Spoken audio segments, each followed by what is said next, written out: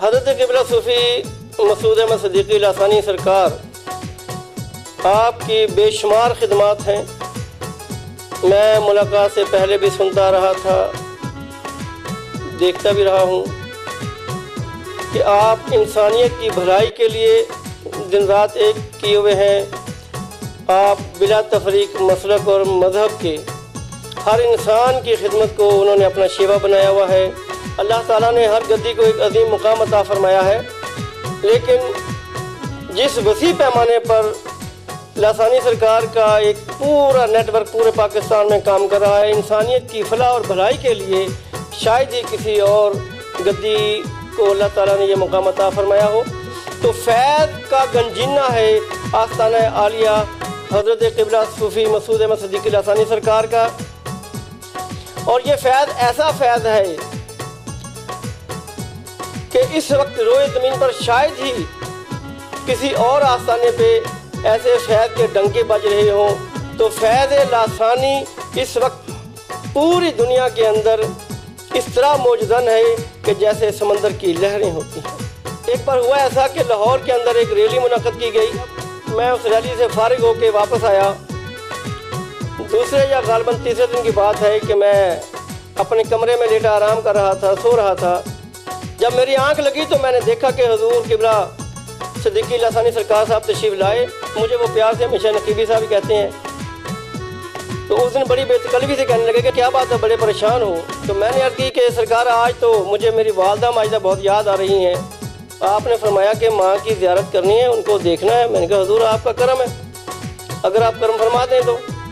अच्छा ये फरमाने लगे कि अच्छा ये बताओ खुली आंखों से उनकी ज़ियारत करनी है या ख्वाब में करनी है। मैं कहा हुज़ूर ये भी आपका करम है। आपने फरमाया कि अच्छा ऐसा करना कि सुबह उठ के अपने इस कमरे को साफ़ करना और इसमें खुशबू लगा देना। मैं जब सुबह उठा तो मैंने अपनी अहलिया को ये बात बताई, तो उन्होंने उस कमरे को उसी वक्त साफ़ करना शुरू कर दिया। दोपहर का ग़ालिबन टाइम था, तो मैंने अपनी अहलिया से कहा कि मैं अंदर जा रहा हूँ। अंदर गया, अंदर जाके तो अपनी गद्दी पे अपनी नशिस्त पे बैठ गया। दरवाज़ा मैंने बंद कर दिया। ग़ालिबन 16 या 17 मिनट अभी मुझे गुजरे होंगे वहाँ बैठे हुए। तो मैंने देखा कि दरवाज़ा खुला और मेरी वालदा माजिदा बड़े ही रूहानी हल्के के दौरान और बड़े खुश लिबास, अच्छा लिबास पहने हुए वो तशरीफ़ लाई। चेहरे पे मुस्कुराहट थी और नूर ही नूर था। मैं उठ के खड़ा हो गया। मेरी वालदा माजिदा ने मुझे अपने सीने से लगाया और ग़ालिबन 2-3 मिनट तक मुझे सीने से लगाए रखा। फिर मैंने जितनी बार अपनी वालदा माजिदा के हाथों को बोसा दिया, उन्होंने उतनी ही बार मेरे माथे को बोसा दिया, मेरे माथे को चूमा। मैंने अपनी जगह पे अपनी वालदा को बिठा दिया, खुद मैं नीचे बैठ गया। और यकीन करें कि माँ के कदमों में बैठकर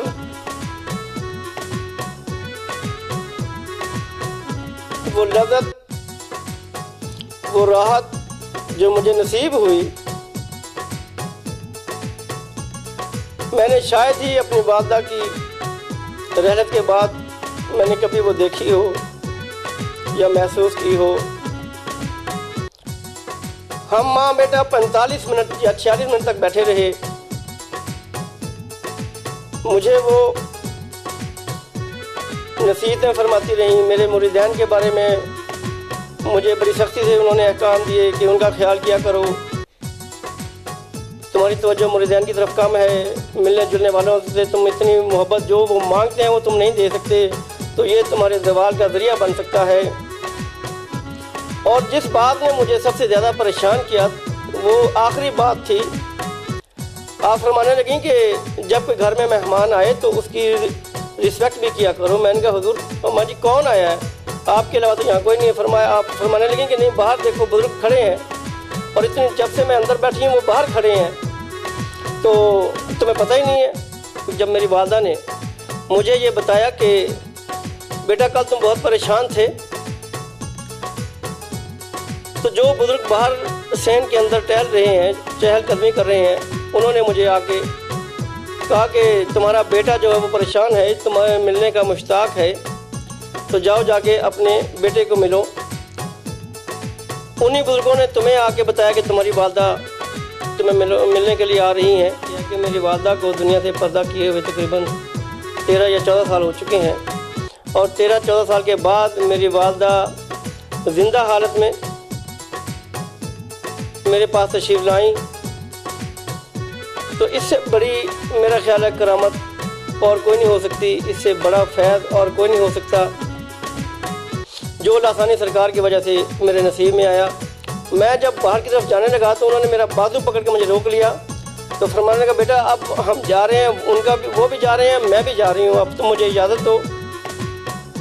इतनी बात की, मुझे फिर मेरे माथे पे पहुँचा दिया और आखिरी सलाम किया।